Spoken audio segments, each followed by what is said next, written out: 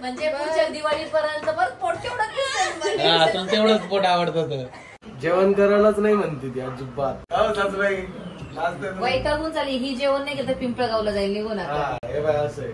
आणि माझ्या घरामध्ये सगळ्यांची चिडचिड होते मी न खाण्यामुळे.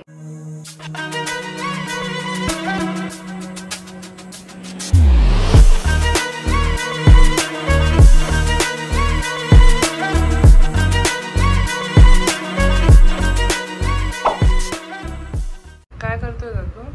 मी आता बाबूने दूध पिलं ना, तर मग बाबूला झोपवतोय. आता बाबूचा डेकोर काढतो. डेकोर काढला की बाबूचा झोपायचा टाइम होणार. आणि तिच्या मम्मीने आता दूध पाजलं आणि आता जेवायचा टाइम आहे तिच्या मम्मीचा. ती खातच नाही, खूप नाटक करते. जेवण करायलाच नाही म्हणते ती अजिबात.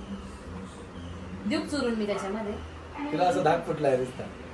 छोटी भाकरी केली पातळ आहे. सासूबाईंचा धाक फुटलाय. सासूबाई ना नुसतं खाऊ घालतात ना म्हणून. सासूबाई वैतागून चालली ही. जेवण नाही घेत पिंपळगावला जाईल निघून. असं आहे. तू जेवण कर बर का. तिची मम्मी पण कदरली तिला. जेवणच करत नाही, बिलकुल नाही. नाटकच इतकं आहे ना, हे नको ते नको, असं नको तसं नको, जे आवडतं ते सुद्धा खात नाही. आज ऑपरेशनचा 10वा दिवस आणि माझी बाई थोडीशी ठीकठाक दिसते. अजून स्टिचेस रिमूव्ह नाही केले, बट स्टिचेस रिमूव्ह करायचे आहे लवकरात लवकर. खूप साऱ्या त्रासातून तिला मी बाहेर काढतोय हळूहळू.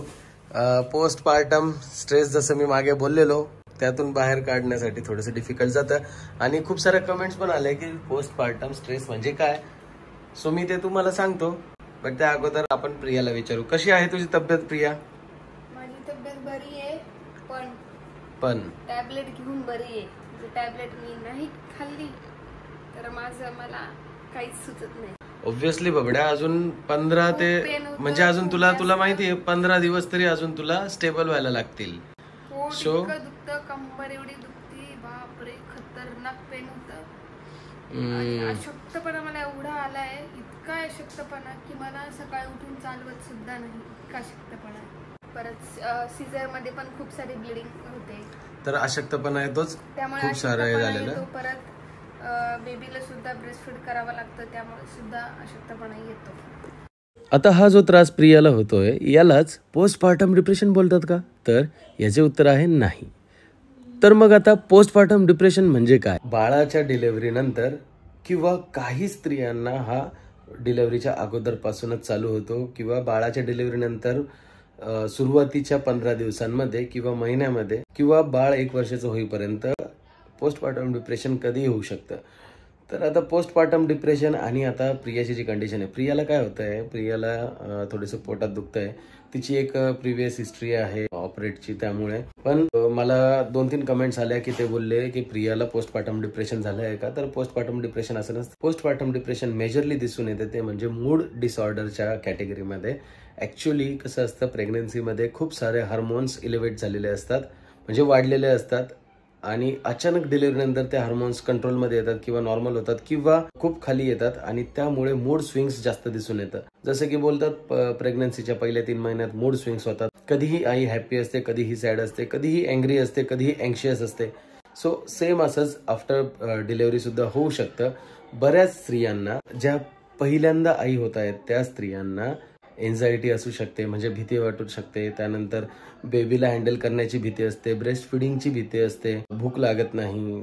अशा गोष्टी दिसणं युजली नॉर्मल आहे 15 दिवसांपर्यंत.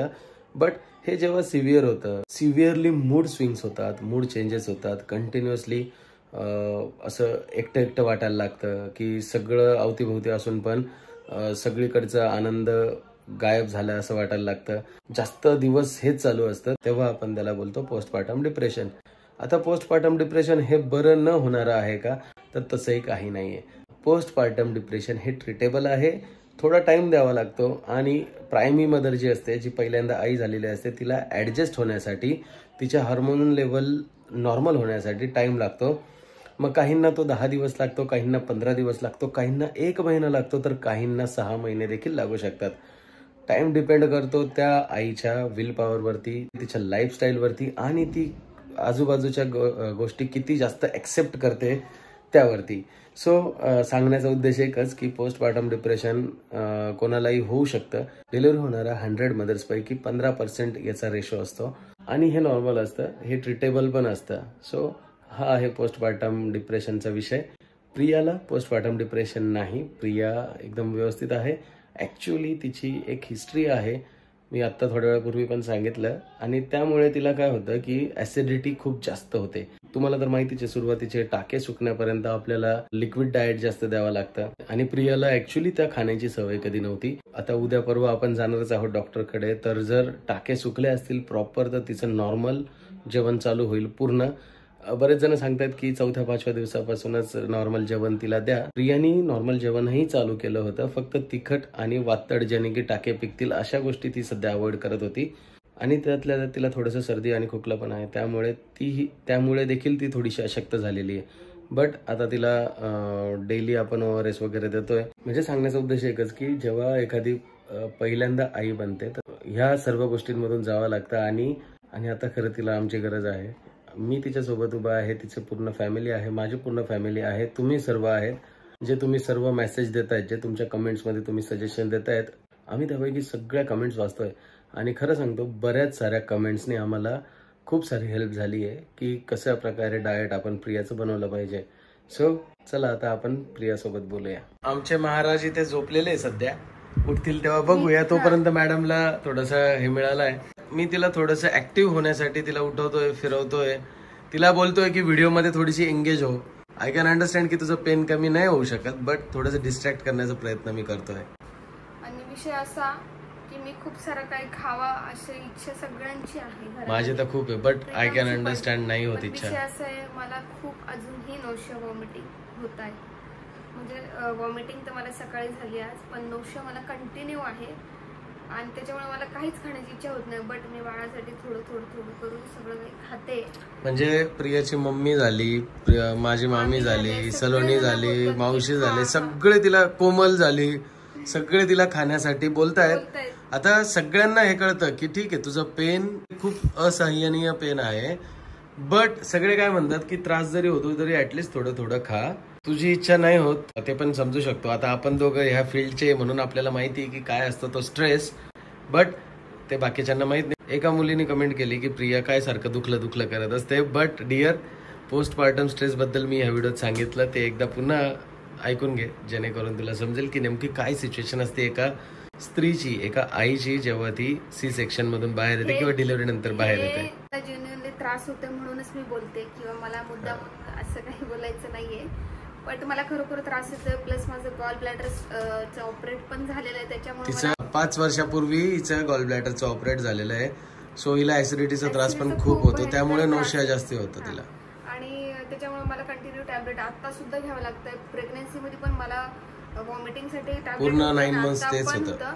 बट मला कंटिन्यू नौशी आहे, कंटिन्यू मला असं मळमळल्यासारखं होतं, मला काहीच खाण्याची इच्छा होत नाहीये.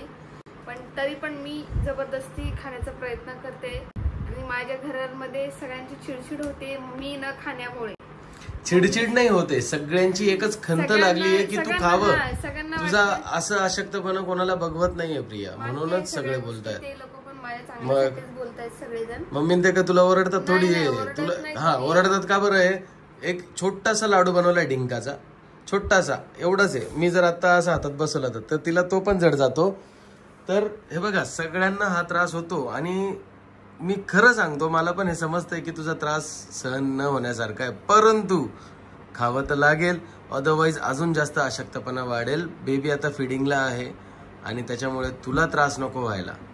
तुला आवडेल ते तू खा, तुझ्यावर कोणतंच बंधन नाहीये. फक्त टाके पिकायला नको आणि बाळाच्या दुधावर परिणाम व्हायला नको, आणि तुझी रिकव्हरी सगळ्यात जास्त महत्वाची आहे. सो त्या हिशोबाने तू डाएट प्लॅन कर. आता माझी डिलिव्हरी झाली त्याच्याबद्दल मला भरपूर सारे प्रश्न आलेत, भरपूर DM आलेत मला पर्सनली इंस्टाग्रामला की पोस्टपार्टम ब्लिडिंग मध्ये तू काय यूज करते. जसं की ते नॉर्मल आपण पॅड जर यूज करतो तर ब्लिडिंग जास्त सोक होत नाही किंवा मग लिकेजचे चान्सेस वगैरे असतात. त्याच्यामुळे बेस्ट मी एकच गोष्ट वापरते, ती म्हणजे एव्हर यूची पिरियड्स पॅड. एवढी बेस्ट आहे ती, म्हणजे फक्त आपलं डायपर सारखं वेअर करायचे, बिलकुल स्मेल नाही, बिलकुल लिकेज नाही, बिलकुल इरिटेशन नाहीये. एकदम छान आहे, सॉफ्ट आहे, कम्फर्टेबल आहे आणि खूप सारी ब्लिडिंग सोप होते. त्याच्यामुळे मला खूप जास्त आवडले. कोणाला गरज पडली किंवा जास्त कोणाला ब्लिडिंगचा प्रॉब्लेम आहे तर घ्यायचं असेल तर मी लिंक खाली देते. पण मला पर्सनली खूप आवडली आहे. काय म्हटली? एवढे दिवस माझं एवढं पोट होतं ऍड्रेस मध्ये, आता डायरेक्ट खाली गेलं. बरोबर आहे ना. आपण दुसऱ्याची पण तयारी करू परत. म्हणजे पुढच्या दिवाळीपर्यंत परत पोट तेवढं तेवढंच पोट आवडतं. बस झालं बाबा हे. सगळे असेच म्हणता फर्स्ट टाइम आहे ना, बस झालं बाई, आता एक नाही परत वर्ष 2 वर्षांनी म्हणता नाही आपण सेकंडची तयारी करू ना. करणार आहे का तू? नाही बस. का बरं नको? मामीला 3 आहे, तुला 2 तरी पाहिजे ना. आश्चर्य मानते कसं काय एवढं म्हणजे प्लॅन करू शकतात. आकाश पण प्लॅन करतील, ते मामीच्या हाताखाली वाढले. ते म्हणजे मामीला 3 तर मला 2 तरी. तयार राह तू आता. पल्लवीला पण 2 आहे, मग तुला पण 2 पाहिजे. नाही मग एक कोणीतरी पाहिजे ना. हा मग पाहिजे ना. आम्ही एक राहू. 4. तुम्हाला 3 आहे, पल्ल्या तिला 2 आहे, मग मला 1 नाही, मग तुला 4 असं नाही ना गं. बापरे, चांगली गंमत आहे. आता माझ्या बाळाला झोपवायची तयारी चालू आहे मस्त. सलोनी आणि प्रिया दोघी व्यवस्थित त्याला झोपवण्याचा प्रयत्न करतायत. बाबू नुसता रडतोय, भूक लागली त्याला. पण त्याला पहिले सगळ्यात पहिले त्याला पॅक करू, त्याला मस्त दुपट्यामध्ये गुंडाळू आणि त्यानंतरच मग फीड होईल त्याला आणि मग शांत होईल तो.